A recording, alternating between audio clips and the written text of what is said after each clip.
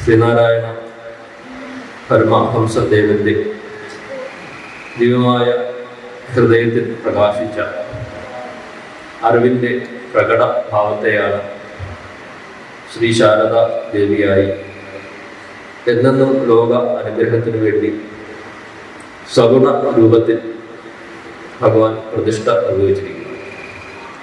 ഇന്ന് 114 സംവത്സരം പിന്നിടുമ്പോൾ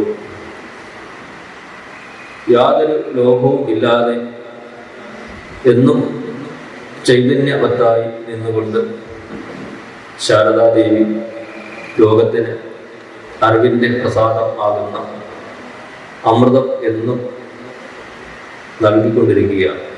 നമുക്കറിയാം, ഭഗവാൻ ശ്രീനാരായണ ഗുരുദേവൻ 1888 അരുവിപ്പുറത്തെ ചരിത്ര പ്രസിദ്ധമായ ശിവപ്രതിഷ്ഠയിലൂടെ മഹത്തായ വിപ്ലവം നിർവഹിച്ചു. 100 വർഷം പിന്നിട്ടിട്ടും ശിലയോട് ഉരുകിച്ചേർന്ന അരുവിപ്പുറത്തെ ശിവപ്രതിഷ്ഠയ്ക്ക് യാതൊരു ഇളക്കവും സംഭവിച്ചിട്ടില്ല. ഗുരുദേവനോട് തന്നെ ചോദിച്ചപ്പോൾ, പലരും വാദം ഉന്നയിച്ചപ്പോഴും ഇതിന് അധികാരമുണ്ടോ എന്ന് ചോദിച്ചപ്പോഴും ഗുരു അവരോട് പറഞ്ഞത്, നിങ്ങൾക്കത് ഇഷ്ടമില്ല എങ്കിൽ ഏതെങ്കിലും ആനയോ മറ്റോ കൊണ്ടുവന്ന് അതങ്ങ് വിഴുത് കളഞ്ഞത് എന്നാണ്. ഗുരുവിൻ്റെ ആ സ്വരത്തിൽ ഉള്ളത് ഒരാന വിഴുതാൽ പോലും ഇളകാത്ത അത്രയും ഗംഭീരമായി ആ പ്രതിഷ്ഠ അവിടെ ഉറച്ചിരിക്കുന്നു എന്നാണ്. ഇനി അത് ആന വിഴുതാൽ പോലും ഇളകാത്ത വിധം ശിലയുമായി ഉരുകി ഒന്നായി അവിടെ ശിവനായി വിരാജിക്കുകയാണ്. അതിതുവരെ ഇളകിയിട്ടില്ല. അതുപോലെ തന്നെയാണ് ശാരദാ പ്രതിഷ്ഠയിൽ. നമ്മൾ ശാരദാ മഠത്തിൽ പ്രവേശിച്ച് നോക്കിയാൽ അറിയാം, 114 വർഷം കഴിഞ്ഞിട്ടും യാതൊരു ഇളക്കവും കൂടാതെ, അഷ്ടതത്വ നവീകരണമോ മറ്റു കേടുപാടുകളോ ഒന്നും കൂടാതെ എന്നും അത് പ്രകാശിച്ചുകൊണ്ടേയിരിക്കുകയാണ്. ശാരദാദേവിയുടെ പീഠം നമുക്കറിയാം, പത്മത്തിലാണ് ദേവി ഇരിക്കുന്നത്. ഒരു താമരയിലാണ്, താമരയാകുന്ന പീഠത്തിലാണ് ഭഗവാൻ ദേവിയെ പ്രതിഷ്ഠിച്ചിരിക്കുന്നത്. ആ താമരയുടെ പീഠത്തിൽ അഷ്ടബന്ധം കൊണ്ട് ഉറപ്പിച്ച സ്ഥലത്ത് 2 സ്ഥലത്ത് ഭഗവാന്റെ കൈവിരൽ അടയാളം സ്പഷ്ടമായി പതിഞ്ഞിരിക്കുന്നത് മഠത്തിനകത്ത് പ്രവേശിക്കുകയാണെയൊക്കെ മാറ്റുമ്പോൾ നമുക്കത് വ്യക്തമായി ശ്രീനാരായണ ഗുരുദേവന്റെ കൈവിരൽ അടയാളം നമുക്ക് കാണുവാൻ സാധിക്കും. അപ്പോൾ മറ്റ് പ്രതിഷ്ഠകളിൽ നിന്നും ഒക്കെ വിഭിന്നമായി അഭൗമമായ ഒരു ചൈതന്യ പ്രസരണം ശാരദാദേവിയുടെ ആ ബിംബത്തിന് പോലും നമുക്ക് കാണാൻ സാധിക്കും. മറ്റ് പ്രതിഷ്ഠകളെ പോലെയല്ല. കേറി നോക്കിയാൽ, സൂക്ഷിച്ചു നോക്കിയാൽ അടുത്ത് കാണുന്നവർക്കറിയാം, ജീവൻ തുളുമ്പുന്ന ഒരു പ്രതിഷ്ഠ. ദേവിയുടെ ശരീരം തുടിക്കുന്നതായിട്ടും കണ്ണുകൾ ചിമ്മുന്നതായി, എന്തോ നമ്മളോട് സംസാരിക്കാൻ ഒരുങ്ങുന്ന തരത്തിൽ സംസാരിക്കുന്ന ഭാഗത്തിലുള്ള ചുണ്ടുകളും ഒക്കെ നമ്മൾ സൂക്ഷിച്ചു നോക്കിയാൽ, പെട്ടെന്ന് നോക്കിയാൽ നമ്മൾ അല്പം ഒന്ന് ഭയപ്പെട്ടു പോകും. അത്രയധികം തേജസാർന്ന ദിവ്യമായ ആ ദേവിയുടെ തേജോരൂപം എത്രയോ 1000 ആണ്ടുകൾക്ക് ശേഷമാണ് അറിവില്ലാത്ത ഒരു ജനസമൂഹത്തിന് വേണ്ടി അജ്ഞതയുടെ അന്ധകാലത്തിൽ ആണ്ടുകിടന്ന, വേദമന്ത്രം കേട്ടാൽ അറിവ് ശ്രവിച്ചാൽ ചെവിയിൽ ഈയം ഉരുക്കി ഒഴിക്കുന്ന ഒരു കാലഘട്ടത്തിൽ, അക്ഷരം പഠിക്കാൻ കഴിയാത്ത കാലഘട്ടത്തിൽ അറിവിനെ താഴെത്തട്ടിലേക്ക്, അറിവിൻ്റെ ദേവതയെ തന്നെ തപസ്സിലൂടെ, ജ്ഞാനത്തിലൂടെ ഒരു താഴെത്തട്ടിലേക്ക് ഇറക്കിക്കൊണ്ടുവരികയാണ്. ഗുരുദേവന്റെ വിദ്യാഭ്യാസ കാലത്ത് ഗുരുവിന് നേരിട്ട വെല്ലുവിളികൾ നമുക്കറിയാം. ചേവണ്ണൂർ കളരിയിൽ ഉമ്മൻപള്ളി രാമൻപിള്ള ആശാന്റെ അടുത്ത് ഒരു പഠിക്കുന്നതിന് വേണ്ടി ചെല്ലുമ്പോൾ ഓരോരുത്തർക്കും പ്രത്യേകമായ ഇരിപ്പിടങ്ങൾ നിർണയിച്ചിരിക്കുകയാണ്. രാമനാണെങ്കിൽ അയാൾ ഉയർന്ന പീഠത്തിൽ ഇരുന്ന് വേണം പഠിക്കുവാൻ. അതിൽ താഴെയുള്ള ശൂദ്രനാണെങ്കിൽ അവർക്കെല്ലാം പായ വിരിച്ചിട്ടുണ്ട്. ആ പായയിൽ ഇരുന്ന് പഠിക്കാം. അതിലും താഴ്ന്നവർക്ക് വെറും മണ്ണിൽ ഓലക്കീർ ഇട്ടുണ്ട്, ഓലയുടെ കീർ ഇട്ടിട്ടുണ്ട്, അതിലിരുന്ന് വേണം പഠിക്കാൻ. അല്ലാത്തവരെ ആ ഭാഗത്തേക്ക് പ്രവേശിപ്പിക്കുക പോലുമില്ല. അഥവാ ഒളിച്ചിരുന്ന ഗാനം ഈ മന്ത്രം കേട്ടാൽ അവരെ ഒന്നുകിൽ കടന്നു പിടികൂടും, അല്ലെങ്കിൽ അവരുടെ ചെവിയിൽ ഈയം ഒരുക്കി ഒഴിക്കണം എന്നാണ് വിധി സ്മൃതികളിൽ വിധിച്ചിട്ടുള്ളത്. അത്തരത്തിൽ വിദ്യാർത്ഥിയായ നാണം ഈ കളരിയിലേക്ക് പഠിക്കാൻ ചെല്ലുമ്പോൾ അറിയാതെ പോയി ബ്രാഹ്മണരുടേതായ പീഠങ്ങളിൽ പോയി ഇരിക്കുന്നു. അപ്പോൾ എല്ലാവരും അവിടെ ഉണ്ടായിരുന്ന വിദ്യാർത്ഥികൾ തമ്മിൽ സംസാരിക്കുന്നു. ഇവൻ എവിടെയാണ് ഇരിക്കുന്നത്, എത്രമാത്രം അഹങ്കാരമാണ്, ഞങ്ങൾ ബ്രാഹ്മണർ ഇരിക്കേണ്ടുന്ന നല്ല നല്ല പീഠങ്ങളിൽ ഒരു ഈഴവനായ ഈ വിദ്യാർത്ഥി കയറി ഇരിക്കാൻ എന്താണ് അധികാരം എന്നെല്ലാം തമ്മിൽ പറയുകയും പാഠശാലയിലേക്ക് അധ്യാപകൻ ആചാര്യൻ എത്തിച്ചേർന്നപ്പോൾ ആചാര്യനെ അത് ബോധിപ്പിക്കുന്നതാണോ, നോക്കൂ എവിടെയാണ് ഇരിക്കുന്നത്, എത്ര ധാർഷ്ട്യമാണ് എന്ന് പറഞ്ഞു കൊടുക്കുകയും ആചാര്യൻ ആവശ്യപ്പെടുന്നതാണോ അവിടെ നിന്ന് എഴുന്നേറ്റ് നിങ്ങളുടേതായ സ്ഥാനത്ത് താഴെ മരച്ചുകൊണ്ടിട്ടിരിക്കുന്ന ഓലക്കീറിനെ കാണിച്ചുകൊണ്ട് ആണെന്ന് പോയി നിന്റെ ഇരിപ്പിടത്തിൽ പോയി ഇരിക്കുവാൻ, ഇറങ്ങി താഴെ പോയി നിന്റെ ഇരിപ്പിടത്തിൽ പോയി ഇരിക്കുവാൻ ശാസിക്കുകയും ചെയ്തപ്പോൾ ഗുരു ആ പീഠത്തിൽ നിന്ന് എഴുന്നേറ്റ് താഴെ ഓലക്കീറിൽ പോയി ഇരുന്നു. എങ്കിലും ഇരുന്നതിന് ശേഷം വീണ്ടും എഴുന്നേറ്റ് നിന്നുകൊണ്ട് അവിടെ ഉണ്ടായിരുന്ന ഗുരുവിനോടും ശിഷ്യന്മാരോടുമായി ഒരു ചോദ്യം ചോദിക്കുന്നുണ്ട്. നാം ഇവിടെ ഇരുന്നു, ഇനി ഏത് ദിക്കിൽ നിന്നാണ് ശ്വാസം എടുക്കേണ്ടത് എന്നുകൂടി നിങ്ങൾ പറഞ്ഞു തരണം എന്ന് പറഞ്ഞു. അപ്പൊ സ്ഥാനം മാറ്റി ഇരുത്തി ഇനി എന്താണ് പറയേണ്ടത്, ഏത് ദിക്കിൽ നിന്നാണ്, ജാതിയുടെ പേരിൽ, ഐക്യത്തിന്റെ പേരിൽ, തീണ്ടലിന്റെ പേരിൽ സ്ഥാനം മാറ്റി ഇരുത്തിയെങ്കിൽ ഇനി ഉള്ളിലേക്ക് എടുക്കേണ്ട ശ്വാസം ഏത് ദിശയിൽ നിന്നാണ്, ഏത് വായുവാണ് എടുക്കേണ്ടത് എന്നുകൂടി പറഞ്ഞു തരണം എന്ന് പറഞ്ഞു. ഒരാളെ നമുക്ക് മാറ്റിയിരുത്താം, പക്ഷെ എന്താണ് ഈ പ്രാണൻ എന്ന് പറയുന്നത് എല്ലായിടവും നിറഞ്ഞിരിക്കുന്ന ഒന്നാണ്. അതിനെ ആരിൽ നിന്നും ആർക്കും മാറ്റാൻ സാധിക്കില്ല. ഒരുപക്ഷെ ഒരു ശൂദ്രന്റെ ഉച്ഛ്വാസമായിരിക്കാം ബ്രാഹ്മണൻ വലിച്ച് എടുക്കുന്നത്. ഉള്ള വ്യത്യാസങ്ങൾ സമൂഹത്തിൽ നിലനിൽക്കുന്നുണ്ട്. ഒരു ജാതി, ഒരു മതം, ഒരു ദൈവം എന്നൊക്കെ പറഞ്ഞാലും വിവാഹ സമയമാകുമ്പോൾ, ഒന്ന് മക്കളുടെ വിവാഹ കാര്യം വരുമ്പോൾ പത്രത്തിൽ എല്ലാവരും പരസ്യം കൊടുക്കും. എന്താണ്, ബ്രാഹ്മണ യുവതിയെ തേടുന്നു, അല്ലെങ്കിൽ നായരാണെങ്കിൽ നായർ വധുവിനെ തേടുന്നു, നായർ യുവാവിനെ തേടുന്നു, ഈഴവ വധുവിനെ തേടുന്നു, തീയ യുവാവിനെ തേടുന്നു എന്നൊക്കെ പത്രത്തിൽ കാണാം. മുസ്ലിം ആണെങ്കിൽ എന്താണ്, മുസ്ലിം വനിതയെ തേടുന്നു, ക്രിസ്ത്യൻ യുവതിയെ തേടുന്നു, ക്രിസ്ത്യൻ യുവാവിനെ തേടുന്നു എന്നാണ് പത്രത്തിൽ പരസ്യം കൊടുക്കുന്നത്. എന്താണ്, വിവാഹം കഴിക്കുന്നെങ്കിൽ ആരെ തന്നെ വിവാഹം കഴിച്ചാലേ ഉള്ളൂ. സ്വന്തം ജാതിയിലുള്ള ഒരാണിനെയോ പെണ്ണിനെയോ വിവാഹം കഴിക്കുമ്പോഴാണ്, അല്ലെങ്കിൽ വീട്ടുകാർക്ക്, അല്ലെങ്കിൽ അവനവന് തന്നെ സംതൃപ്തി ഉണ്ടാകുന്നത്. എന്താണ്, വിവാഹത്തിന് നമ്മൾ സ്വന്തം ജാതി തന്നെ വേണം എന്നാവശ്യപ്പെടുന്നു. അപ്പോൾ നമുക്ക് ഏതെങ്കിലും ഒരു ആക്സിഡന്റ് ഉണ്ടായി ഏതെങ്കിലും ഹോസ്പിറ്റലിൽ പോയി അഡ്മിറ്റ് ആയാൽ പെട്ടെന്ന് ബ്ലഡ് ആവശ്യം വന്നാൽ നമ്മൾ എന്ത് ചെയ്യും, പെട്ടെന്ന് തന്നെ ബ്ലഡ് അന്വേഷിക്കും. ഈഴവ രക്തം വേണമെന്ന് ആരും അന്വേഷിക്കാറില്ല. എന്താണ്, ശരീരത്തിനുള്ളിലേക്ക് കയറുന്ന രക്തമാണ്. അത് ഏതെങ്കിലും താഴ്ന്ന ജാതിയിലാണെങ്കിൽ പറ്റുമോ? ഒരു വലിയ ബ്രാഹ്മണനാണ് ഹോസ്പിറ്റലിൽ കിടക്കുന്നത്, അയാൾക്ക് ബ്രാഹ്മണ രക്തം തന്നെ വേണമെന്ന് പരസ്യം കൊടുക്കാറില്ല. മുസ്ലിം രക്തം വേണമെന്നോ ക്രിസ്ത്യൻ രക്തം വേണമെന്നോ ഒന്നും ആരും അന്വേഷിക്കാറില്ല. ആറ് രക്തം കിട്ടിയാലും ആ അത്യാവശ്യ സമയത്ത് എന്താണ്, ജീവൻ നിലനിർത്തുന്നതിന് വേണ്ടി ഒരു ബ്രാഹ്മണൻ ജാതി വ്യത്യാസം കൂടാതെ ആരുടെ രക്തം വേണമെങ്കിലും സ്വീകരിക്കും. മറ്റുള്ള ജാതിക്കാരും തീവ്ര വികാരമുള്ള അല്ലെങ്കിൽ ഈഴവ വികാരമുള്ള ആളുകൾ എന്താണ്, ഈഴവ രക്തം ആ സമയത്ത് വേണം എന്ന് അന്വേഷിക്കില്ല. ആരുടെ രക്തം കിട്ടിയാലും ആ ആപത്ഘട്ടത്തിൽ സ്വീകരിക്കുവാനും ജീവൻ നിലനിർത്തുവാനും സാധിക്കും. പിന്നെന്താണ്, വിവാഹ സമയത്ത് ജാതിയുടെ പേരിൽ, മതത്തിന്റെ പേരിൽ ഒരു മനുഷ്യ സ്ത്രീയെ അല്ലെങ്കിൽ ഒരു മനുഷ്യനെ വിവാഹം കഴിച്ചാൽ മതി എന്നിരിക്കെ ഇന്നത്തെ സമൂഹം എന്താണ്, ജാതിയും മതവും നോക്കി വിവാഹം അന്വേഷിക്കുന്നതിന്റെ നിരർത്ഥകതയാണ് ഗുരു നമുക്ക് ചൂണ്ടിക്കാണിക്കുന്നത്. നാം ഏത് ദിക്കിൽ നിന്നും ശ്വാസം എടുക്കണം എന്ന് ചോദിച്ചു. അത്തരത്തിൽ അറിവ് ഉണ്ടാകുമ്പോൾ സമൂഹത്തിൽ ഉണ്ടായിരുന്ന അനേകം അന്ധകാര ജടിലമായ അന്ധവിശ്വാസങ്ങൾ പാടെ ഊരെ അകറ്റിക്കളഞ്ഞത് പരമപ്രകാശമായ അറിവിന്റെ അടിസ്ഥാനത്തിലാണ്. അറിവുണ്ടാകുമ്പോൾ അന്ധവിശ്വാസങ്ങൾ സമൂഹത്തിൽ നിന്നും ഇല്ലാതെയാകുക. ഒരു പ്രതിഷ്ഠ നടത്തിയ ശാരദാദേവി അറിവിന്റെ അതിദേവതയാണ്. ആ അറിവിന്റെ അതിദേവതയെ കൊണ്ടുവരുന്നതിന് 1000 വർഷങ്ങൾക്ക് മുമ്പ് ശ്രീ ശങ്കരാചാര്യർ ശ്രമിക്കുന്നുണ്ട്. അല്ലെ, ശങ്കരാചാര്യർ തപസ് അനുഷ്ഠിച്ച് സ്വന്തം നാട്ടിലേക്ക്, തൻ്റെ നാട്ടിലേക്ക് അറിവിന്റെ ദേവതയെ ആനയിക്കുന്നുണ്ട്. കഥ നമുക്കറിയാം. അറിവിന്റെ ദേവത അന്ന് ശങ്കരാചാര്യരുടെ കൂടെ കേരളത്തിലേക്ക് വന്നോ ഇല്ലയോ?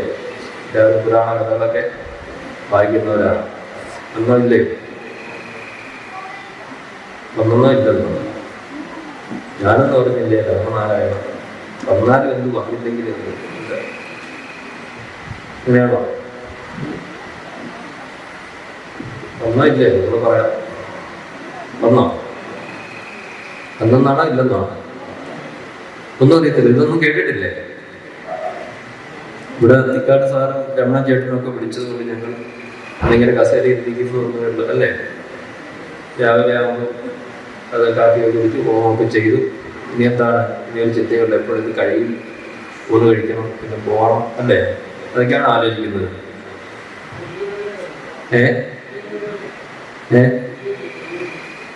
എവിടെ വരെയൊക്കെ വന്നോ ഇല്ലേ? ഇവിടം വരെ വന്നതല്ല, വന്നോ ഇല്ലേ എന്ന് അറിഞ്ഞാൽ മതി. വന്നോ ഇല്ലെന്നോ? എന്താണ് നടക്കിരിക്കുന്ന അമ്മ? കഥ കേട്ടിട്ടില്ലേ? ശങ്കരാചാര്യർ മുന്നേ നടന്നു, ദേവി പുറകെ നടക്കുന്നു. ഒരു കണ്ടീഷനാണ് പറഞ്ഞത്. എന്താണ്? ഒരിക്കലും തിരിഞ്ഞ് നോക്കരുത്. തിരിഞ്ഞു നോക്കിയാൽ ഞാൻ അവിടെ തന്നെ നിൽക്കും, അല്ലേ? എന്താണ്? അപ്പൊ അങ്ങനെ കരാർ ഒപ്പിട്ടുകൊണ്ട് രണ്ടുപേരും നടന്ന ദേവി ആനയിച്ചുകൊണ്ട് വരികയാണ്. അപ്പൊ ദേവി വരുന്ന അതറിയാം. നല്ല കാൽ ചിലമ്പ് കാലുകൾ ഇതിട്ട് ചിരിച്ചിരുവെന്ന് ചിരിക്കി കൊണ്ടാണ് നടന്ന് മന്ദം നടന്ന് ദേവി വരുന്ന സൗണ്ട് ഇങ്ങനെ ശങ്കരാചാര്യൻ കേൾക്കാം. സന്തോഷത്തോടുകൂടി ദേവിയെ അറിവിന്റെ ദേവതയെ കൊണ്ടുവരികയാണ്. ഇവരിടയ്ക്ക് 1-2 സ്ഥലത്തെത്തിയപ്പോൾ എന്താണ്, ഈ കാലിച്ചിരമ്പിന്റെ സൗണ്ട് ഇങ്ങനെ കേൾക്കുന്നില്ല, മധുരമായ ശബ്ദം കേൾക്കുന്നില്ല. എന്താണ് ഒരു സംശയം? ഇങ്ങനെ പറ്റിച്ചോ, അല്ലേ? മറഞ്ഞോ, വരുന്നില്ലേ? എന്നാലും വീണ്ടും നടന്നു. അങ്ങനെ 1-2 സ്ഥലത്തെത്തിയപ്പോൾ എന്താണ്, ഈ ശബ്ദം കേൾക്കാതെ ഒരു സ്ഥലത്തെത്തിയപ്പോൾ ഒട്ടും കേൾക്കുന്നേയില്ല. എന്താണ്? എന്തായാലും വെറുതെ നടന്നു പോകണ്ടല്ലോ, തിരിഞ്ഞു നോക്കാം എന്ന് പറഞ്ഞ് എന്താണ് തിരിഞ്ഞു നോക്കിയപ്പോൾ ദേവി പുറകിൽ തന്നെ ഉണ്ട്. അവിടെ എത്തിയപ്പോഴെന്താണ്, നീ അതിന്റെ കരാറ് ലംഘിച്ച് നമ്മൾ തമ്മിലുള്ള വ്യവസ്ഥ ഇതായിരുന്നു, ഒരിക്കലും തിരിഞ്ഞു നോക്കാൻ പാടില്ല. എന്താണ്? തിരിഞ്ഞു നോക്കിയതോടുകൂടി എന്താണ്, ഇനി എനിക്ക് വരാൻ സാധിക്കില്ല, ഞാൻ ഇവിടെ തന്നെ നിലനിർമ്മിക്കാം, ഇനി വരേണ്ടവർ എന്നെ അവിടെ വന്ന് കണ്ടാൽ മതി എന്ന് പറഞ്ഞ് ആശീർവദിച്ചു എന്നാണ് കഥ പറയുന്നത്. പക്ഷെ ഒരു കണക്കിന് ദേവി അന്ന് വരാതിരുന്നതും ചിരമ്പിന്റെ സ്വന്തം കേൾക്കാതിരുന്നതും നിന്നുപോയതും നമ്മുടെയൊക്കെ ഭാഗ്യമായി എന്നേ പറയാൻ സാധിക്കും. കാരണം എന്താണ്, അന്ന് ശങ്കരാചാര്യരാണ് ദേവിയെ കൊണ്ടുവന്നതെങ്കിൽ ആ ദേവിയുടെ കടാക്ഷം ആർക്ക് മാത്രമേ ലഭിക്കുകയുള്ളൂ? ഒരു വരയന്റെ വർഗത്തിന് മാത്രമേ ദേവിയുടെ കടാക്ഷം ലഭിക്കുകയുള്ളൂ, അല്ലേ? എന്താണ് ശങ്കരാചാര്യ എഴുതിയ ഗ്രന്ഥങ്ങളിൽ പറയുന്നതാണ്, ഈ വിദ്യ അഭ്യസിക്കണമെങ്കിൽ ഒരു വിപ്രനാകണം, ഒരു കുലീനനായ വിപ്രനാകണം, സ്ത്രീയാകാൻ പാടില്ല. വേദ അധ്യയനം ചെയ്ത പുണ്യ പുരുഷന്മാർക്ക് മാത്രമേ ഈ ദേവിയുടെ പ്രസാദം ലഭിക്കുകയുള്ളൂ. അതിൽ നിന്നെല്ലാം മാറ്റി അറിവിനെ ആർക്കും ബോധിപ്പിക്കണം എന്ന് ഉദ്ഘോഷിച്ച മഹാഗുരു ജ്ഞാന ദേവതയെ കൊണ്ടുവന്നപ്പോൾ എന്താണ്, ആ ദേവിയുടെ പ്രസാദം എല്ലാവർക്കും ലഭിക്കാൻ തുടങ്ങി, അല്ലേ? പ്രഭാരൂപയാം പ്രകാരം നിനച്ചാൽ പ്രഭാരം കെടും പ്രസാദാലവർക്കും പ്രസാദിക്കുമെല്ലാവനും പ്രസാദാൻ പ്രയാസം സമസ്തം പ്രയാതീവ ദൂരം.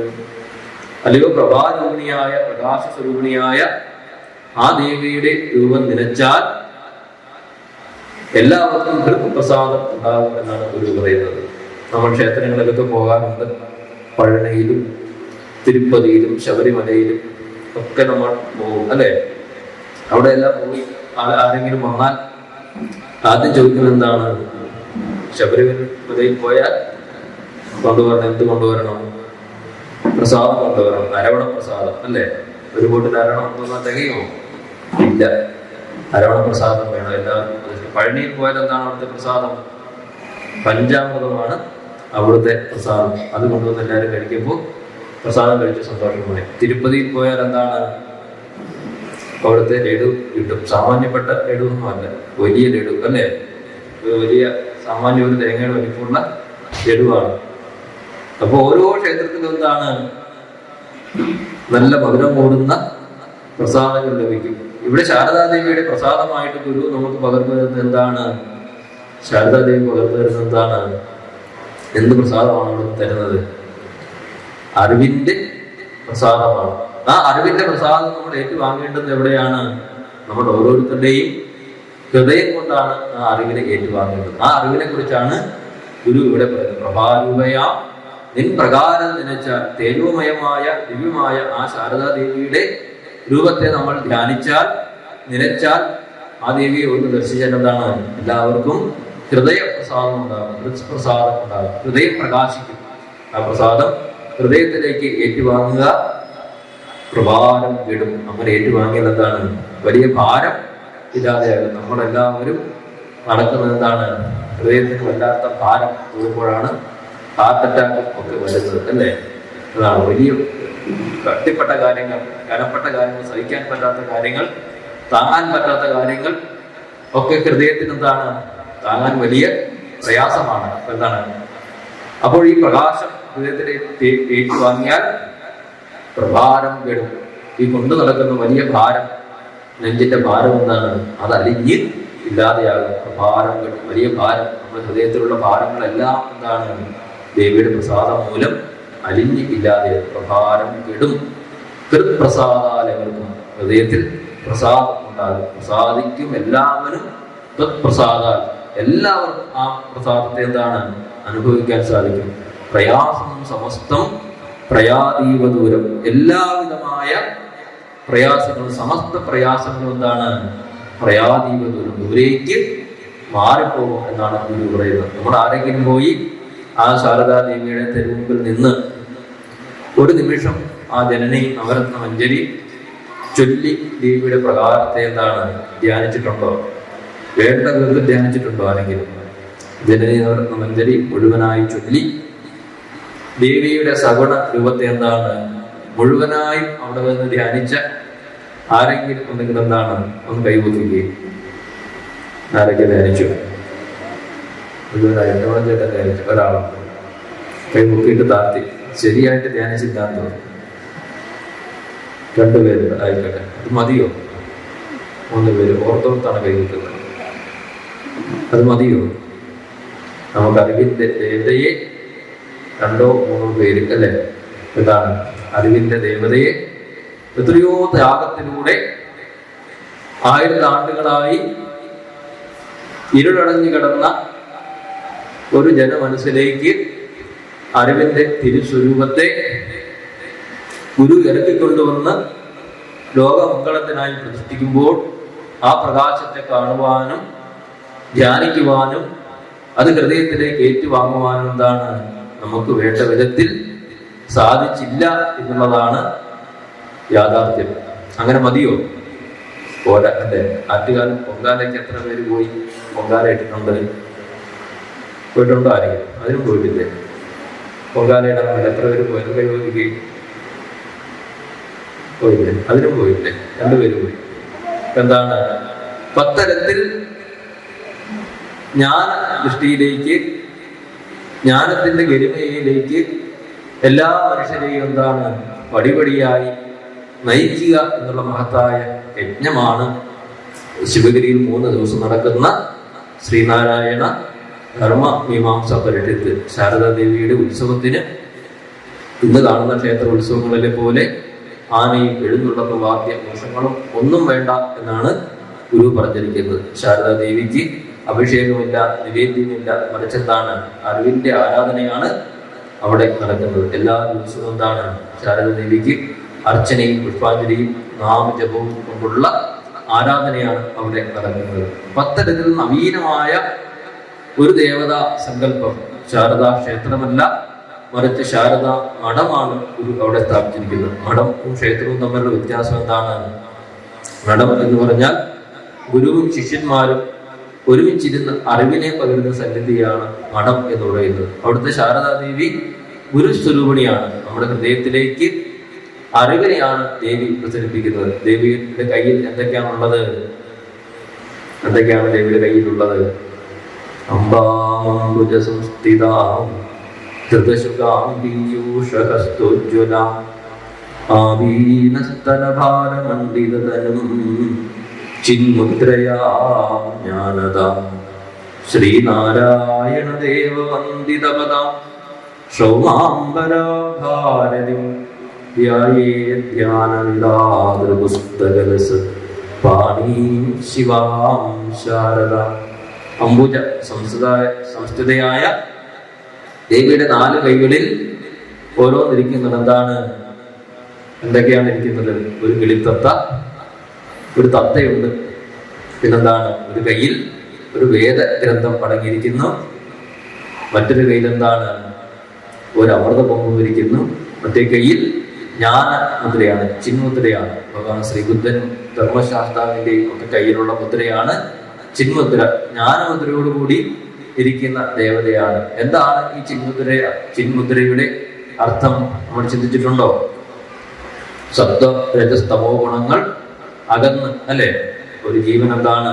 ഒരു സാധാരണ ജീവൻ പരമാത്മാവിലേക്ക് ലയിക്കുന്ന അറിവിന്റെ മുദ്രയാണ് ജ്ഞാനമുദ്ര. ഞാൻ എന്നും നീ എന്നും ഒക്കെ ചൂണ്ടുന്ന ഈ ദാർഢ്യമുള്ള ചൂണ്ടുവിരൽ എന്ത് ചെയ്യുന്നു? പതിയെ വളഞ്ഞ് തള്ളവിരലായ പരമാത്മാവിനോടും ചേരുമ്പോൾ എന്താണ്? ഹൃദയ പ്രസാദം ഉണ്ടാകുന്നു. അങ്ങനെ വീണ്ടും വീണ്ടും ആ അറിവിന്റെ ദേവതയെ ധ്യാനിച്ചുകൊണ്ട് അകമലരിലേക്ക്, സ്വന്തം ഹൃദയത്തിലേക്ക് അറിവിനെ സാംശീകരിക്കുവാൻ നമുക്ക് സാധിക്കുമ്പോഴാണ് ശ്രീനാരായണ ഗുരുദേവന്റെ ദർശനം പ്രഫുല്ലമായി ഹൃദയത്തിൽ പ്രകാശിക്കുന്നത്. ഇന്ന് ലോകം എന്താണ്? യുദ്ധത്തിലേക്കും മറ്റ് ഭീഷണികളിലേക്കും ഒക്കെ പോകുന്നത് എന്തുകൊണ്ടാണ്?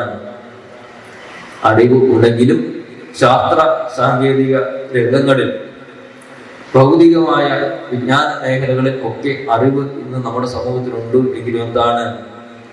തിരിച്ചറിവില്ലാത്ത ഒരു സമൂഹമായിട്ടാണ് നമ്മുടെ സമൂഹം പോയിക്കൊണ്ടിരിക്കുന്നത്. പ്രത്യേകിച്ച് പുതിയ തലമുറ എന്ന് പറയുമ്പോൾ എന്താണ്?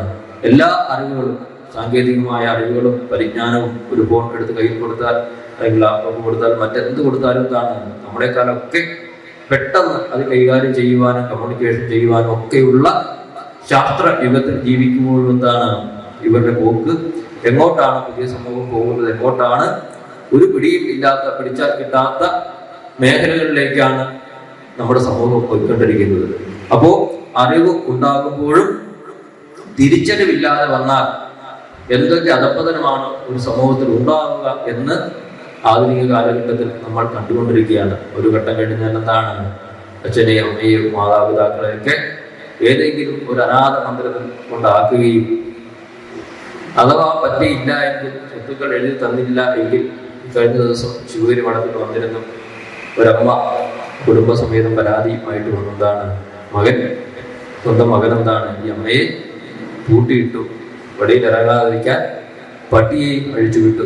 ഈ അമ്മ അവിടെ നോക്കി എങ്ങനെയും രക്ഷപ്പെടണം എന്ന് വിചാരിച്ച് കുറച്ചു ദിവസം അതിനകത്ത് താമസിച്ചിട്ട് എന്ത് ചെയ്തു? വെളിയിൽ കൊടുക്കുമ്പോൾ പരിചയമുള്ള ഒരു ഓട്ടോക്കാരൻ വരുന്നതിന്റെ ജനലിൽ കൂടി കൈ കാണിച്ച് ആ ഓട്ടോക്കാരനെ വിളിച്ച് വീട് തുറന്ന് പെട്ടെന്ന് ഇവിടുത്തെ വസ്ത്രം മാത്രമായിട്ട് വേറെ ഒന്നും എടുക്കാതെ എന്താണ്? സ്വന്തം ജീവൻ കൊണ്ട് ആ സ്വന്തം വീട്ടിൽ നിന്ന് പലായനം ചെയ്യേണ്ടുന്ന അവസ്ഥ. ഇതെല്ലാം എഴുതി ഒപ്പിട്ട് കിടക്കണം എന്നാണ് മകൻ പറയുന്നത്. എന്താണ്? ആ അമ്മ വീട്ടിൽ നിന്ന് പെട്ടെന്ന് മൂത്ത മകന്റെ അടുക്കലേക്ക് പോയി എന്ന് പറഞ്ഞ് അവിടെ പരാതിയും ആയി വന്നു. അപ്പൊ അത്രയോ സംഭവങ്ങൾ, ചെറിയ 7ാം ക്ലാസ്സിൽ പഠിക്കുന്ന കുട്ടികൾ അടക്കം ആത്മഹത്യ ചെയ്യുന്ന സംഭവങ്ങൾ, പരീക്ഷയിൽ അവരുദ്ദേശിച്ച വിജയം ലഭിച്ചില്ല എങ്കിൽ, അവരുദ്ദേശിച്ച ബൈക്ക് വാങ്ങിക്കൊടുത്തില്ല എങ്കിൽ, അവർ വിചാരിക്കുന്ന ഫോൺ വാങ്ങിച്ചു കൊടുത്തില്ല എങ്കിൽ, ഇത് തന്നില്ല എങ്കിൽ, ഞാനിപ്പോൾ കയറി എന്താണ് കെട്ടിത്തൂങ്ങിക്കളയും, അല്ലെങ്കിൽ അത് ചെയ്ത് കളയും, ഇത് ചെയ്ത് കളയും എന്നാണ് നമ്മുടെ പുതിയ തലമുറ പറയുന്നത്. അതോടൊപ്പം എന്താണ്, വർദ്ധിച്ചു വരുന്ന ലഹരികൾ ഇത് യുവ സമൂഹത്തെ എന്താണ് അപഹരിക്കുവാൻ തക്കം പാർത്ത് സ്കൂളുകളിലും കോളേജുകളിലും ഒക്കെ പാർത്തിരിക്കുന്ന വിവിധ തരം ലഹരികൾ. ഗുരു പറയുന്നു, മദ്യം വിഷമാണ്, ഉണ്ടാക്കരുത്, കൊടുക്കരുത്. മദ്യത്തിന്റെ കാലമൊക്കെ കഴിഞ്ഞിട്ട് എത്ര കാലമായി അല്ലേ? എന്താണ്, പഴയ ആളുകൾ അല്പം കുളിച്ച് 4 കാലിനാണെങ്കിലും അവർ വേദിയിലൊക്കെ പിടിച്ച് വീട്ടിൽ വന്ന് കയറും അല്ലേ? ചിലപ്പോൾ മുണ്ടും വസ്ത്രമൊന്നും കണ്ടില്ല എന്ന് വരും. എന്താണ്, ആള് വീട് തപ്പി പിടിച്ച് വീട്ടിലെത്തും, അല്ലെങ്കിൽ എന്താണ് വീടിന്റെ പരിസരം വരെയെങ്കിലും വരും. ഇന്നെന്താണ്, ഇന്ന് സ്കൂളുകളിൽ പോകുന്ന എല്ലാ രക്ഷകർത്താക്കളും ഓർത്തിരിക്കുക, എല്ലാവരുടെയും മക്കൾ കൃത്യസമയത്ത് വീട്ടിലെത്തുന്നുണ്ടോ? എത്തുന്നില്ല എങ്കിൽ എന്താണ്, നമ്മൾ ശ്രദ്ധിക്കണം അല്ലേ? അവരുടെ ബാഗുകളിൽ പരിശോധിക്കണം. പലരും എന്താണ്, വർക്കല സ്റ്റേഷനിൽ തന്നെ ഒരു ദിവസം 30ഓളം കേസുകൾ ഇത്തരത്തിൽ റിപ്പോർട്ട് പ്രതിദിനമാണ്. ഒരു ദിവസം 30ഓളം കേസുകൾ ഇത്തരത്തിൽ റിപ്പോർട്ട് ചെയ്യപ്പെടുമ്പോൾ എന്താണ്, പുതിയ സമൂഹത്തെ പിടിച്ചാൽ കിട്ടാത്ത വിധത്തിൽ എന്താണ്, ഈ അറിവിൽ നിന്നും ശാന്തിയിൽ നിന്നും ജീവിതത്തിൽ നിന്നും ഒക്കെ എന്താണ് അകന്ന് എങ്ങോട്ടോ പോയിക്കൊണ്ടിരിക്കുന്ന ഒരു പിടിയും കിട്ടാത്ത ഒരു സമൂഹമായി മാറിക്കൊണ്ടിരിക്കുമ്പോൾ നമ്മൾ മാത്രം ഇവിടെ വന്നിരുന്നുകൊണ്ട് എന്താണ് ഈ ജ്ഞാനമൊക്കെ നുകർന്ന് സന്തോഷത്തിലായി മടങ്ങി പോകുമ്പോഴെന്താണ് നമ്മൾ വിചാരിക്കുന്നത്, നമ്മൾ പ്രാർത്ഥിച്ചതുകൊണ്ട്, നമ്മൾ ഹോമം ചെയ്തതുകൊണ്ട്, അല്ലെങ്കിൽ നമ്മുടെ ഗുരുവിനോട് പ്രാർത്ഥിച്ചതുകൊണ്ട് ഇവരെല്ലാം രക്ഷിക്കപ്പെടും എന്നാണ് നമ്മൾ കരുതുന്നത്. മറിച്ചെന്താണ്, നമ്മൾ പ്രാർത്ഥിച്ചാൽ അതിന്റെ ഫലം ലഭിക്കുന്ന ഓരോരുത്തരും ഓരോ വ്യക്തി ജീവന്മാരാണ്. നമ്മൾ പ്രാർത്ഥിച്ചാൽ അതിന്റെ ഫലം ലഭിക്കുന്നതാണ്, അത് നമുക്ക് മാത്രമാണ് അല്ലേ? ഉച്ചയാകുമ്പോൾ എല്ലാവർക്കും വിശപ്പ് വരുന്നു. എല്ലാവർക്കും വേണ്ടി ഞാൻ ആഹാരം കഴിച്ചാൽ മതിയോ? ഇവിടെ കഴിച്ചിരിക്കുന്ന ചോറും സാമ്പാറും എല്ലാം ഞാൻ എടുത്ത് കഴിച്ചാൽ എന്താ, നിങ്ങളുടെ വിശപ്പ് മാറുമോ? ഒരിക്കലും മാറില്ല. അവനവന്റെ വിശപ്പ് മാറണമെങ്കിൽ എന്ത് വേണം? അവനവൻ തന്നെ ആഹാരം കഴിക്കണം. ഇപ്പൊ മക്കൾക്ക് ശ്രേയസ്സും പ്രേയസ്സും ഉണ്ടാകണമെങ്കിൽ ആരാണ് വന്ന് ഇവിടെ ഇരുന്ന് ഹോമം ചെയ്യേണ്ടത്? അവനവന്റെ മക്കൾ വന്ന് ഇരുന്ന് ഹോമം ചെയ്യണം. എങ്കിൽ മാത്രമേ ആ ജീവന്, ആ അഗ്നിയുടെ നേരിട്ട് കണ്ട അഗ്നിയുടെ പരബ്രഹ്മസ്വരൂപത്തിന്റെ പ്രസാദം ഉണ്ടാകുകയുള്ളൂ. അപ്പോഴെന്താണ്, നമ്മൾ എല്ലാവർക്കും വേണ്ടി നമ്മൾ പ്രാർത്ഥിച്ചാൽ പോരാ, അമ്മമാർ മാത്രം പ്രാർത്ഥിച്ചാൽ പോരാ. എന്താണ് പ്രാർത്ഥന? മക്കളെ പഠിപ്പിക്കണം, അവരെ കൊണ്ട് ഹോമമന്ത്രം ചൊല്ലിപ്പിക്കണം, അവരെ കൊണ്ട് ദൈവദശകം ചൊല്ലിപ്പിക്കണം, ഈശാവാസുപേഷം ചൊല്ലിപ്പിക്കണം, അനുകമ്പാദശകം ചൊല്ലിപ്പിക്കണം. ഏതേതൊക്കെ ഗുരുദേവന്റെ കൃതികൾ ഉണ്ടോ നമുക്കറിയാമെങ്കിലും അതെല്ലാം അവരെ ചൊല്ലി പഠിപ്പിക്കണം എന്ന കാര്യമാണ് സ്വാമി. അവരൊക്കെ ഇത് ചൊല്ലിപ്പെടും. ഞങ്ങൾക്ക് തന്നെ വായിക്കാൻ പറ്റുന്നില്ല, പഠിക്കാൻ പറ്റുന്നില്ല, അവരൊക്കെ ഇത് വായിച്ച് പഠിക്കുമോ? ഒരു സംശയവുമില്ല, അവർ പഠിക്കും. 7 ദിവസം 100ഓളം കുട്ടികളെ എന്താണ് സതീശൻ സാറെ കണ്ടു അവിടെ നിർത്തി, അവിടെ താമസിപ്പിച്ചുകൊണ്ട് ദൈവദശകവും കെട്ടിയ പ്രാർത്ഥനയും ഹോമ മന്ത്രവും ഒക്കെ ചൊല്ലി പഠിപ്പിച്ചിട്ടാണ് ഞാൻ ഇന്നലെ ഉച്ചകഴിഞ്ഞ് ഇങ്ങോട്ട് പോരുന്നത്. എന്താണ്, ഈ മക്കളെല്ലാം പഠിച്ചു അല്ലേ? അവരെ പറ്റും നമ്മളെ പ്രതീക്ഷിക്കുന്നതിലപ്പുറം എന്താണ്, കുട്ടികൾക്ക് അതിനുള്ള അറിവുണ്ട്, കപ്പാസിറ്റി ഉണ്ട്. പക്ഷെ എന്താണ്, നമ്മൾ അതിന് തയ്യാറല്ല. നമ്മളെക്കാളും നന്നായിട്ട് മക്കളതെല്ലാം ചൊല്ലും, പ്രഭാഷണം ചെയ്യും, പഠിക്കും, കൃതികൾ അവതരിപ്പിക്കും, അതിനെ നൃത്തരൂപത്തിലാക്കി അവതരിപ്പിക്കും, മറ്റുള്ളവർക്ക് പറഞ്ഞു കൊടുക്കും, കൂട്ടുകാരിലേക്ക് പകർന്നു കൊടുക്കും. അതിനെല്ലാം കുട്ടികൾ സദാ സന്നദ്ധരാണ്. നമ്മളെന്താണ് ചിന്തിക്കുന്നത്, ഇതൊക്കെ പഠിച്ചു പോയാൽ അവരെന്താണ് മുട്ടയും മാംസവും ഒക്കെ നിർത്തി ഏതെങ്കിലും പോയി സന്യാസിയായി പോവുമോ? ഇപ്പൊ എന്താണ്, ഈ ക്യാമ്പ് കഴിയുമ്പോൾ കുട്ടികൾ നന്നായിട്ട് എന്താണ് അവർ മത്സ്യവും മാംസവും ഒക്കെ ഉപേക്ഷിച്ച് ജപവും ധ്യാനവും പ്രാർത്ഥനയൊക്കെ തുടങ്ങിയ അമ്മമാരുടെ ജോലി എന്താണ്, അവർ തിരിച്ച് ഇതിലേക്ക് കൊണ്ടുവരിക, ഇറച്ചിയിലേക്കും മീനിലേക്കും ഒക്കെ കൊണ്ടുവരിക എന്നാണ് അമ്മമാരുടെ ജോലി. പലരും എന്താണ് ഫോൺ വിളിച്ച് പറയും, ഇപ്പൊ എന്താണ് സ്വാമി ക്യാമ്പൊക്കെ കഴിഞ്ഞ് മകൻ ഇവിടെ വീട്ടിൽ വന്നതിന് ശേഷം ആകെ കുഴപ്പമായി, 2 കറി വെക്കേണ്ട അവസ്ഥയായിരിക്കും. എന്താണ്, നേരത്തെ 1 കറി വെച്ചാൽ മതിയായിരുന്നു, എന്താണ് ഒറ്റ കറി കൊണ്ട് നമ്മൾ കഴിയും. ഇവര് പ്രത്യേകം വേറൊരു കറി വെച്ച് കൊടുക്കേണ്ടുന്ന അവസ്ഥയായി. പക്ഷെ എന്താണ്, അവരെ തിരുത്തുന്നതും ശരിയിലേക്ക് വിടാതെ പിടിച്ചു വെക്കുന്ന എന്താണ്, നമ്മൾ തന്നെയാണ്. നമ്മുടെ ആഗ്രഹം എന്താണ്, കുറെ പഠിച്ച് ബിരുദവും ബിരുദാനന്തര ബിരുദവും ഒക്കെ നേടിയാൽ നമുക്ക് സുഖം ഉണ്ടാകും, ധാരാളം പണം കൊണ്ടുവരും എന്നാണ് വിചാരിക്കുന്നത്. പക്ഷെ എന്താണ്, ബിരുദവും ബിരുദാനന്തര ബിരുദവും പണവുമല്ല നമുക്ക് സുഖത്തെ പ്രദാനം ചെയ്യുന്നതാണ്. അവരവന്റെ ജീവിതചര്യയാണ്, ജീവിത നിലവാരമാണ്. അങ്ങനെ ഒരു ജീവിതചര്യ ക്രമീകരിക്കണമെങ്കിൽ അവന് കൊടുക്കേണ്ടത് അറിവാണ് എന്ന ദിശാബോധം നമുക്കുണ്ടാകുമ്പോഴാണ് പ്രസാദത്തിലേക്ക് നമുക്ക് അവരെ നയിക്കുവാൻ സാധിക്കുന്നത്. അപ്പോൾ നമ്മൾ മാത്രം ഈ അറിവിനെ നുകരുന്നതിനപ്പുറം എന്താണ്, പുതിയ സമൂഹത്തെ, പുതിയ തലമുറയെ കണ്ടുകൊണ്ട് അവർക്ക് അറിവ് പകരുവാൻ കൊടുക്കുന്ന മേഖലകൾ നമ്മൾ സ്വയം കണ്ടെത്തുകയും അവരെ അതിലേക്ക് ആനയിക്കുകയും സമൂഹത്തിന് ശാന്തിയും സമാധാനവും അവരിലൂടെ നിലനിർത്താൻ എന്താണ്, അവരെ മുന്നിൽ കണ്ടുകൊണ്ട് നമ്മൾ പ്രയത്നിക്കുകയും ചെയ്യുമ്പോഴാണ് നമ്മുടെ ജീവിതം സഫലമാക്കുന്നത്. ഗുരുകർമ്മ പ്രചരണ സഭയുടെ എല്ലാ ആഴ്ചയിലുമുള്ള പഠന സംവിധാനമുണ്ട്. ദ്വൈവാര പാഠശാലയിൽ ശനിയാഴ്ച എല്ലാ ഞായറാഴ്ചയും വന്നിരിക്കണം എന്ന് പറഞ്ഞാൽ നമ്മുടെ മക്കൾ വന്നിരിക്കുമോ? ഇരിക്കുമില്ലയോ? ഒരാരും പറഞ്ഞാൽ കേൾക്കില്ല എന്നാണ്. വിളിച്ചാലൊക്കെ വരും. എന്താണ്, നമ്മൾ വിടാൻ തയ്യാറില്ല. മറിച്ച് നോക്കൂ, കൊച്ചു വെളുപ്പാങ്കാലത്ത് തൊപ്പിയും വെച്ചുകൊണ്ട് ചെറിയ തണുപ്പത്ത് എന്താണ് നടന്നു പോകും, അല്ലെങ്കിൽ സൈക്കിളിൽ പോകും. എവിടെ പോകുന്നു ചോദിച്ചിട്ടുണ്ടോ? ഞാൻ വെളുപ്പിന് യാത്ര ചെയ്യുമ്പോൾ അറിയാം അല്ലേ, ചെറിയ വെളുപ്പങ്കാലത്ത് പോവുകയാണ്. കൊച്ചു കുട്ടികളടക്കം പോകുന്നു. എങ്ങോട്ടാ പോകുന്നത്? മദ്രസയിൽ പോകുന്നു. എന്തിനു പോകുന്നു? മതം പഠിക്കാൻ പോകുന്നു. അവരുടെ ഗുരു ആയ നബി തിരുമേനി ഉപദേശിച്ച അറിവിനെ ഖുർആൻ ഓതാൻ പോവുകയാണ്. എല്ലാ ദിവസവും പോകും. നമുക്കെന്താണ്, എല്ലാ ദിവസവും വരേണ്ട, ആഴ്ചയിൽ ഒന്നാം മതി. നമ്മുടെ ബഹ്റിനിൽ അവിടുത്തെ ഗവൺമെന്റിന്റെ ഒരു ക്ഷണിതാവായി എനിക്ക് കഴിഞ്ഞ വർഷം പോകാൻ സാധിച്ചു. ഒരു യുവാക്കളുടെ സംഘടനയാണ്, ഗവൺമെന്റ് മുൻകൈ എടുത്ത് നടക്കുന്ന യുവാക്കളുടെ സംഘടനയാണ് ആ പ്രോഗ്രാം ഓർഗനൈസ് ചെയ്ത്. 2000-ഓളം ചെറുപ്പക്കാർ അവിടെ നിരന്നു നിൽക്കുന്നു. അവർക്ക് അവിടുത്തെ ഇരിക്കാൻ കസേരയൊന്നുമില്ല, ഒരു ഷീറ്റ് മാത്രം അവിടെ വിരിച്ചിട്ടുണ്ട്. എത്ര അടുത്തോടും ചുറ്റിയോടും കൂടി എന്താണ് 2000 ചെറുപ്പക്കാർ എന്തിനു തയ്യാറായി അവിടെ നിരന്ന് നിൽക്കുകയാണ്. നമ്മുടെ കുട്ടികളെ വിളിച്ചാൽ എത്ര ചെറുപ്പക്കാർ വന്നു ചേരും? നമുക്ക് വീട്ടിൽ മക്കളില്ലാത്തത് കൊണ്ടാണോ? മറിച്ചെന്താണ്, അവരെ ആ രീതിയിൽ വളർത്തിക്കൊണ്ട് വരുവാൻ നമ്മൾ അലംഭാവം കാണിച്ചതിന് ഫലമായിട്ട് എന്താണ്, ആരെയും അനുസരിക്കാത്ത വിധത്തിൽ എന്താണ് അവർ ഉൾക്കൊണ്ടിരിക്കുന്നു. എന്താണ്, ഞായറാഴ്ച വന്നാൽ അല്ലെങ്കിൽ ട്യൂഷനില്ലെങ്കിൽ കളിക്കാൻ പോകും, കളിച്ചില്ലെങ്കിൽ അവിടെ കിടന്നുറങ്ങും, അല്ലെങ്കിൽ എന്താണ്, അല്ലെങ്കിൽ കളരി പഠിക്കാൻ വിടും, അല്ലെങ്കിൽ ഡാൻസ് പഠിക്കാൻ വിടും. ഇതൊന്നുമില്ലെങ്കിൽ എന്താണ്, TV കൊണ്ടോ കിടന്നുറങ്ങിയാൽ. എന്നാൽ പോലും എന്താണ്, ഗുരുവിന്റെ സന്നിധിയിലേക്ക് അവരെ ആനയിക്കണം എന്ന അറിവ് നമുക്കില്ലാതെ വരുന്നതാണ് നമുക്ക് നേടുന്ന ഏറ്റവും വലിയ അപജയം. ഒരു അഖില മതം മാറി ഖാദിയ ആയി പോയി അല്ലേ, ഖാദിയ മതമൊക്കെ മാറിയിട്ട് വീണ്ടും അഖിലയായി തിരിച്ചു വന്നു. അപ്പൊ എന്താണ്, ഖാദിയയുടെ അച്ഛൻ അശോകനോട്, ഇവിടെ അടുത്തെവിടെയാണ് അല്ലെ അവസ്ഥ, തലയോലപ്പുറപ്പാണെന്ന് തോന്നുന്നു, മതം മാറിയ കാര്യം നമ്മൾ അറിഞ്ഞില്ലേ പത്രത്തിലൊക്കെ. മുസ്ലിം മതം സ്വീകരിച്ച് ഖാദിയ ആയി പോയ കാര്യം, തിരിച്ചു വന്ന മതം മാറിയപ്പോ അച്ഛനോട് ഈ ഖാദിയ ചോദിച്ചു, എന്താണ്, അഖില ചോദിച്ചു, അച്ഛ, ഞാൻ ഇങ്ങനെ മതം മാറി, എന്റെ സമീപത്ത് ഉള്ള കുട്ടികൾ, പാഠശാലയിൽ പഠിക്കുന്ന കുട്ടികൾ, എന്താണ്, ഹോസ്റ്റലിൽ താമസിക്കുന്ന കുട്ടികൾ എല്ലാ ദിവസവും ഖുർആൻ വായിക്കുന്നു. ഇത് കണ്ട് ഞാൻ ഖുർആൻ വായിക്കാൻ തുടങ്ങി. അപ്പോൾ എനിക്ക് തോന്നി എന്താണ്, ഏറ്റവും ശ്രേഷ്ഠം ഇസ്ലാം മതമാണെന്ന് തോന്നി. പതിയെ എൻ്റെ മനസ്സതിലേക്ക് പോയി. ഞാൻ പോയി ബദാനിയിൽ പോയി അവിടെ വെച്ച് ഖുർആൻ ഓതി. അവരെനിക്ക് മതം തന്നു. എന്താണ്, അഖിലയായ എന്നെ ഖാദിയയാക്കി. അച്ഛൻ ഏതെങ്കിലും ഒരു പുസ്തകം അല്ലെങ്കിൽ നമ്മുടെ ആത്മീയ കേന്ദ്രം എവിടെയാണ് എന്നെ ഒരിക്കലെങ്കിലും ശിവഗിരിയിൽ കൊണ്ടുപോയിട്ടുണ്ടോ എന്ന് കുട്ടി സ്വന്തം അച്ഛനായ അശോകനോട് ചോദിച്ചു. അപ്പോഴാണ് അദ്ദേഹം ചിന്തിക്കുന്നത്, എൻ്റെ മകൾ അങ്ങനെ പോയി എങ്കിൽ അതിന് ഉത്തരവാദിയായിരിക്കുന്നത് സ്വന്തം മാതാപിതാക്കളാണെന്ന് കരഞ്ഞുകൊണ്ട് ശിവഗിരിയിൽ വന്നെന്താണ് രണ്ടുപേരും പറയാൻ ഇടയായി.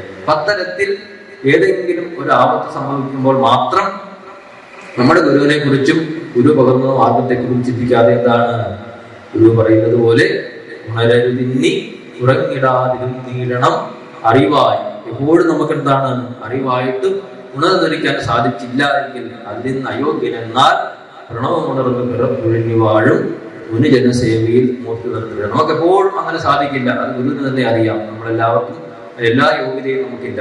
മറിച്ചെന്താണ്, അതിൽ നിന്ന് അയോഗ്യനെന്നാൽ അത് അറിയാവുന്ന, എപ്പോഴും ഉണർന്നിരിക്കുന്ന ഗുരു സന്നിധിയെ സമീപിച്ച്, ഗുരുക്കന്മാരെ സമീപിച്ച് വീണ്ടും വീണ്ടും ഓതി ആ അറിവിനെ നിലനിർത്തുവാനുള്ള ബാധ്യത നമുക്കുണ്ട്. അങ്ങനെ എന്താണ്, അറിവിന്റെ തലത്തിൽ നമ്മൾ ഉറങ്ങിപ്പോയാൽ എന്താണ്, നമുക്കുള്ള അവകാശങ്ങളും എല്ലാം കവർന്നെടുക്കപ്പെട്ടു പോകും. ഗുരു നമുക്ക് നൽകിയ എല്ലാ സാധനങ്ങളും നമ്മൾ നഷ്ടപ്പെടും എന്നുള്ള ബോധത്തോടു കൂടി എന്താണ്, ആ ജ്ഞാന ദേവതയുടെ തിരുവുത്സവം നടക്കുന്ന ഈ ധന്യമായ അവസരത്തിൽ എന്താണ്, നമ്മൾ സ്വയം അറിവായി ഉണർന്നിരിക്കുവാൻ മാത്രം എല്ലാവരെയും ഓർമ്മിച്ചുകൊണ്ട് ഈ ധന്യമായ മഹത്തായ യജ്ഞം നിങ്ങളുടെ എല്ലാവരുടെയും അനുഭവത്തോടു കൂടി മഹാഗുരുവിനെ സ്മരിച്ചുകൊണ്ട് ഇവിടെ ഔപചാരികമായി ഉദ്ഘാടനം ചെയ്തതായി അറിയിച്ചുകൊണ്ട് എൻ്റെ വാക്കുകൾ ഇവിടെ ഉപസംഹരിക്കുന്നു.